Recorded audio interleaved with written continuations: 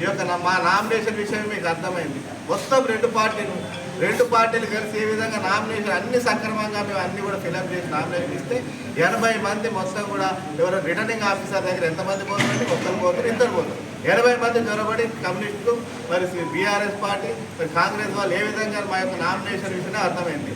మరి వాళ్ళే మాట్లాడుతున్నారు ఈరోజు అనైతిక రాజకీయాలు, మరి ఇక్కడ ఉన్నటువంటి కుట్ర రాజకీయాలు అని చెప్తారు. మరి శాంతి భద్రతల గురించి మాట్లాడతారు. శాంతి భద్రతల గురించి మాట్లాడుతున్న కమిషనర్లు కూడా మేము అడుగుతున్నాం. నిజంగా ఇక్కడ శాంతి భద్రతల గురించి మాట్లాడితే మేము భారతీయ జనతా పార్టీ కానీ బీజేపీ ఇప్పుడు ఉన్నటువంటి కూటమి అభ్యర్థి వాళ్ళు కూడా ఎక్కడ చిన్న సంఘటన జరిగిన దాఖలాలు ఈ ప్రాంతంలో మేము ఎక్కడ కూడా శాంతి భద్రతలు విఘాతం కలిగించే దాఖలు. కానీ మేము ఆ రోజు 80 మంది మీరు ఏ విధంగా ఆ రోజు అక్రమంగా ప్రవేశించారు, ఎవరు దందాగిరి చేసారు, ఎవరు దాదాగిరి చేసారు, ఎవరు శాంతి భద్రతలకు విఘాతం కలిగించారు. నైతిక రాజకీయాలకు పాల్పడేది మీరు, మరి దందాగిరి చేసేది మీరు, ఆరుగురు కూడా బెదిరించేది మీరు. గతంలో అనేక సంవత్సరాలుగా ఇక్కడ ప్రజాప్రతినిధులకు ఎమ్మెల్యేలకు అయితే కమ్యూనిస్టులు ఏం చేశారు, విధ్వంసం చేశారు. ఇక్కడ మొత్తం శాంతి భద్రత విఘాతం కలిగింది. ప్రశాంతంగా ఏ రోజు కూడా కమ్యూనిస్టుల యొక్క ప్రభావం ఉన్నప్పుడు ఈ భద్రాంతాలను ఏ రోజు కూడా ప్రశాంతత లేకుండా చేశారు, అభివృద్ధికి దూరంగా ఉంచారు, విభజన రాజకీయాలు చేశారు. కూలీలు రైతుల మధ్య, మరి పారిశ్రామికవేత్తల మధ్య, ఎవరైతే కార్మికుల మధ్య, ప్రతి ఒక్కరి మధ్య, ప్రతి విభిన్నంగా ప్రతి వర్గాల మధ్య మీరు చిచ్చు పెట్టి మీ యొక్క పబ్బం గడుపుకోవడం కోసం కమ్యూనిస్టులు మొత్తం కూడా సమాజాన్ని ఏ విధంగా వర్గీకరణ చేసి ఈ రోజు పబ్బం గడుపుకొని అనేక సంవత్సరాలుగా మీరు ఉండడం సమాజం అంతా కూడా చూసి ఎప్పుడైతే కమ్యూనిస్టుల యొక్క ప్రభావం ఇక్కడ తగ్గిందో అప్పటి నుంచి భద్రాచలం ప్రశాంతంగా ఉంది.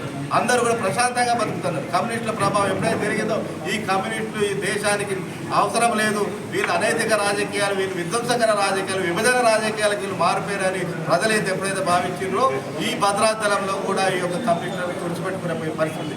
ఈరోజు నేను పొలిటికల్ లీడర్ని కాదు, ఒకరిని విమర్శించడం కానీ వీళ్ళని వాళ్ళని విమర్శించడానికి నేను ఈ పొలిటికల్లో రాలేదు. ఏంటంటే భద్రాచలాన్ని అభివృద్ధి చేద్దామనే ఒకే ఒక సంకల్పంతో నేను ఈ పంచాయతీ ఎలక్షన్లకి రావడం జరుగుతుంది.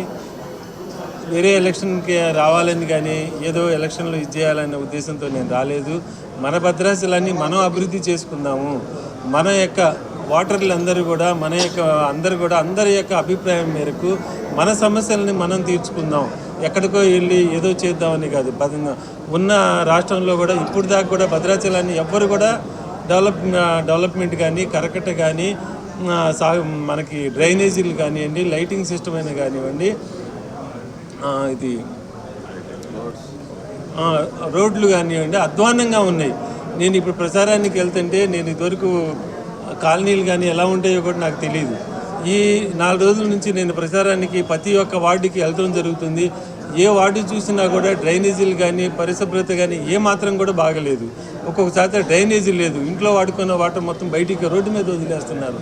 ఎంతో ఘోరంగా ఉంది. మనం ఇంత పుణ్యక్షేత్రంలో ఇలాంటి వాతావరణంలో మనం ఇన్ని రోజులు ఉంటున్నాము. ఇలాంటి వాతావరణాన్ని మనం అందరం కలిసి శుభ్రం చేసుకుందాము. ప్రతి వార్డు కూడా డ్రైనేజీలు కట్టుకొని మనం మంచిగా ఉందాము. లైటింగ్ సిస్టమ్ కూడా బాగలేదు. ఇప్పుడు ప్రజెంట్ కానీ మన వార్డుల్లో కానివ్వండి ఎక్కడ కూడా లైటింగ్ లేదు. రాత్రులు ప్రచారానికి వెళ్తుంటే అంత ఘోరంగా ఉంది. కుక్కలు పెడితే కానీ అవి కుట్టి అవి కరిసి మన అందరం కూడా చాలా ప్రాబ్లమ్స్ ఉన్నాయి.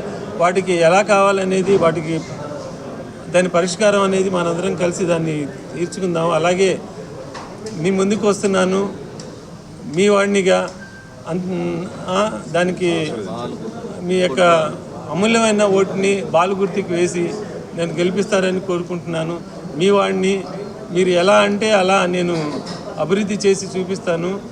ఒక్కసారికి నాకు అవకాశం ఇస్తారని కోరుకుంటున్నాను.